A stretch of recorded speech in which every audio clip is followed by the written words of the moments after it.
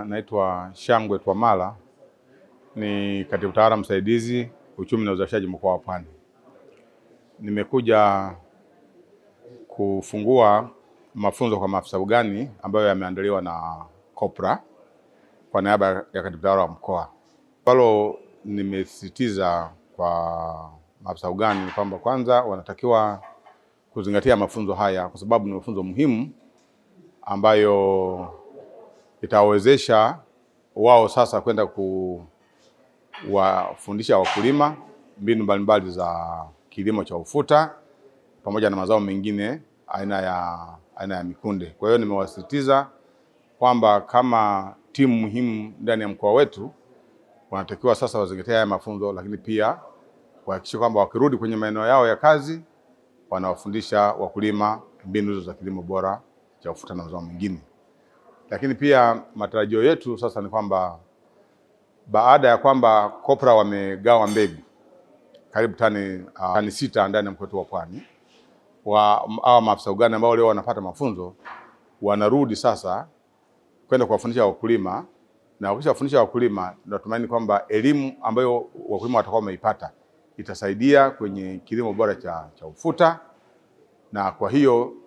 msimu ujao wa ufuta tunategemea mkoa wetu wa Pwani utapata mavuno mengi zaidi ikilinganishwa na mwaka jana, na hii ikiwa ni matokeo ya matumizi bora ya mbegu, lakini pia na kupata elimu bora kutoka kwa maafisa wetu wa ugani. Jina naitwa Yona Msaga, ni kaimu mkuu wa kanda ya Mashariki wa mamlaka ya udhibiti wa nafaka na mazao mchanganyiko au tumezoea kuita COPRA. Tumekuja hapa kwa ajili ya lengo la kufanya mafunzo ya miongozo ya uzalishaji endelevu na viwango vya ubora kwa maafisa ugani wote wa mkoa huu wa Pwani, lakini lengo ni kuona kwamba wakulima wanazalisha mazao haya ambayo tunayasimamia COPRA, wanazalisha katika viwango vya ubora na viwango vile ambavyo vinahitajika kwenye ushindani wa soko, kwa sababu tunaona mara nyingi mazao ya mkulima amekuwa kilimwa tu ili mradi analima, alafu mwisho wa siku bei zake zinakuwa ni bei ambazo hazileti tija kwa mkulima kwa sababu ya kukosa ule ubora. Sasa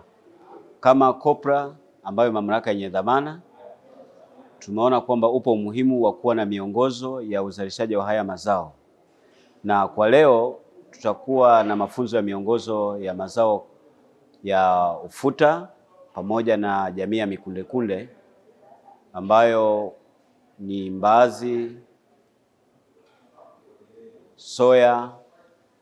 choroko na dengu. Kwa hiyo tunatumaini kwamba kama mamlaka baada ya mafunzo haya maafisa kilimo watakwenda kuyafanyia kazi ya mafunzo ili kwamba wakulima waweze kuzalisha kwa tija, lakini sio kwa tija tu, katika viwango vile ambavyo vinahitajika kwenye masoko. Naitwa Zena Nditi, ni afisa kilimo wa kata ya Tambani ambayo ni halmashauri ya Mkulanga. Kwa mafunzo haya, tunashukuru mafunzo haya, maafisa ugani tunajifunza na tunapanua wigo zaidi ya kuongeza uzalishaji tija kwa wakulima wa kata, vijiji.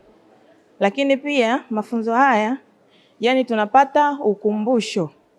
hivi vitu vipo na tunavifanyia kazi kila siku kwa wakulima, lakini tunapanua zaidi. Tunashukuru sana kwa kuitwa kwenye mafunzo haya.